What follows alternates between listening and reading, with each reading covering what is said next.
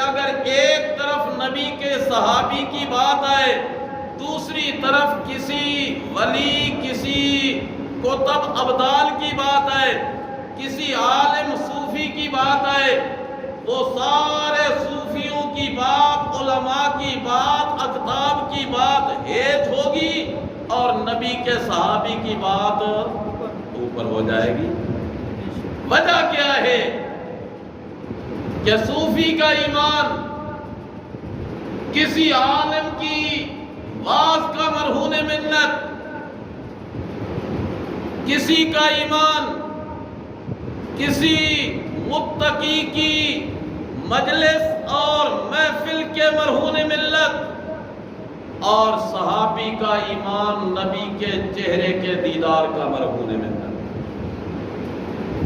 وہ چہرہ جو آسمان کی طرف اٹھے، اللہ بیت المقدس کو تبدیل کر کے بیت اللہ کو قبلہ بنا دے، جس نے اپنی نگاہوں سے اس چہرے کو دیکھا، جی 15 کے دوستو ذرا غور کیا کرو ان باتوں پہ۔ جو ہاتھ نبی کے ہاتھ میں آئے، جس ہاتھ کے اٹھنے کی میرے رب نے لاج یوں رکھی کہ رات کو ہاتھ اٹھتے ہیں بیت اللہ کے در و دیوار کے سامنے، اور صبح کو عمر کی قسمت کا دھارا بدل جاتا ہے۔ ان کے ہاتھ جس ہاتھ میں آئے، اتنے عظمت والے ہاتھ ہیں کہ ابو ہریرہ دوڑتے ہوئے جا رہے ہیں۔ کسی نے کہا ابو ہریرہ تو بڑا سلو چلنے والا ہے، آرام کی رفتار چلنے والا ہے، خیر تو ہے، آج مدینے کی گلی میں تیز رفتار چل رہا ہے۔ ابو ہریرہ کہتے ہیں میرا راستہ نہ روکو، آج میں ایک تجربہ کرنے چلا ہوں۔ کیا تجربہ کرنے چلا ہے؟ ابو ہریرہ کہتے ہیں ابھی چند لمحے پہلے میرے نبی نے نبوت والے ہاتھ اٹھا کے میری ماں کے لیے یہ بول بولے تھے، اللہم اہد ام ابی ہریرہ، اللہ ابو ہریرہ کی ماں کو ہدایت کی دولت سے مالا مال کر لے۔ میں چیک کرنا چاہتا ہوں کہ ابو ہریرہ کے قدم جلدی پہنچتے ہیں یا محمد کی دعا جلدی پہنچتی ہے۔ ان ہاتھوں پہ اعتراض، ان نگاہوں پہ اعتراض، ببی عقل دانش ببایت گریز تھی۔ ساری جماعت میرے پیغمبر کی مقام میں اعلیٰ، مرتبے میں بالا، رفعتوں میں اونچی، وجہ کیا ہے؟ اتنا مقام بلند کہ رب اپنے محبوب پیغمبر سے کہتے ہیں میرے محبوب نبی جی، اگر تیری مجلس میں یہ پھٹے پرانے لباس والے، جن کے پاؤں میں سلیقے کا جوتا نہیں، سر پہ پگڑی باندھنے کے لیے کپڑا تک میسر نہیں، سارا دن مزدوری کرنے والے، پسینے سے شرابور، اگر یہ تیری مجلس میں بیٹھے ہوں، ان کو اپنی مجلس سے اٹھانا نہیں، ان کو اپنی مجلس سے، ایک بات کہنے لگا ہوں ذرا توجہ کرنا، الحمدللہ دعوے سے کہتا ہوں، صحابہ کی صحابیت کی بات ہے، محبوب کائنات کی نبوت اور رسالت کی بات ہے، اولیاء کی سچی ولایت کی بات ہے، اللہ کی وحدانیت کی حقانیت اور حقیقت کی بات ہے، نبی کے معجزات کی بات ہے، یا اولیاء کی کرامات کی بات ہے، بنیاد رب کا قرآن بنتا ہے، بنیاد رب کا قرآن ہے۔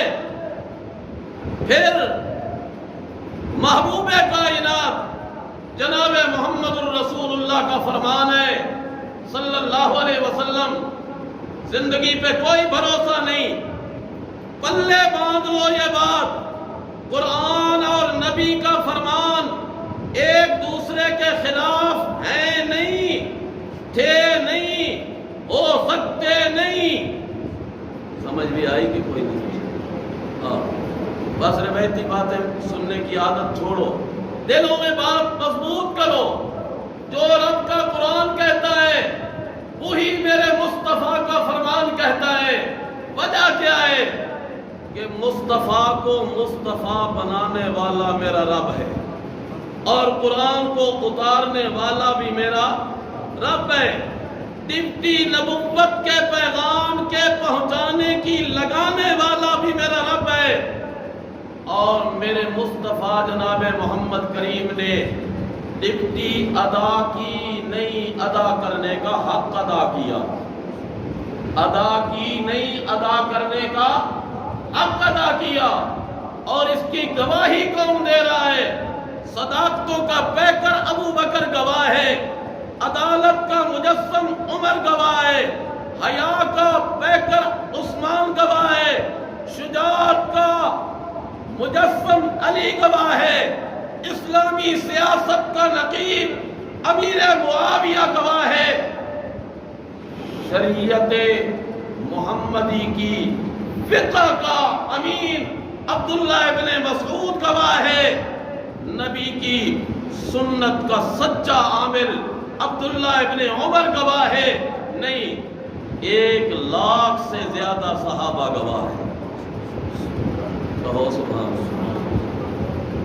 آج اگر چھوٹی چھوٹی داڑھی والا بندہ بھی عدالت گواہی چاہ دے نا، لوگ کہتے ہیں وہ داڑھی والے بندے کی گواہی دے اعتبار کر لو، اور اگر پیشانی پہ محراب بنا ہوا ہو تو کہتے ہیں یہ تو 5 وقت کا نمازی ہے، یار ذرا اس کی گواہی کا اعتبار کر لو۔ اگر تیرے میرے ماتھے کا محراب، تیرے میرے سجدے اور رکوع گواہ کی گواہی کی تصدیق کے لیے دلیل بن سکتے ہیں، تو میرے نبی کے صحابہ کی صحابیت گواہی کے لیے سب سے بڑی دلیل ہے، سب سے بڑی دلیل ہے۔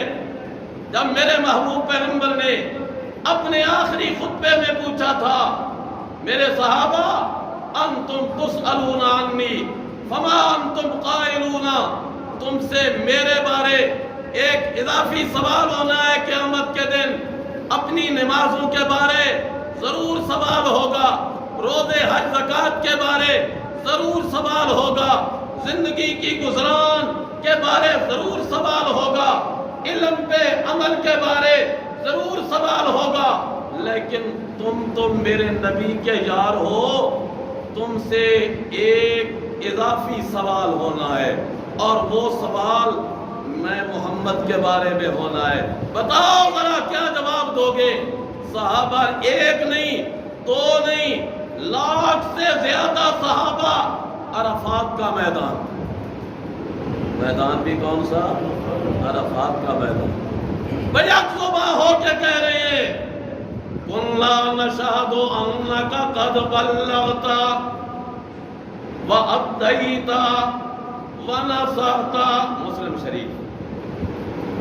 1,00,000 کے قریب صحابہ کہتے ہیں یا رسول اللہ کُنَّا نَشْهَدُ، ہم بڑے میدان قیامت میں جس میں آدم بھی ہوں گے، ابراہیم بھی، موسیٰ کلیم بھی ہوں گے، سلیمان داؤد بھی ہوں گے، پہلے آدم سے لے کر آخری انسان تک موجود ہوں گے، ہم سینے پہ ہاتھ مار کے گواہی دیں گے انکا قد بلغتا وابتیتا ونصحتا، آپ نے تبلیغ کی نہیں، تبلیغ کا حق ادا کیا، آپ کو رب نے قرآن والی امانت دی پہنچانے کا، اونچا کہو حق ادا کر دیا، رب نے آپ کو امت کا خیر خواہ بنا کے بھیجا۔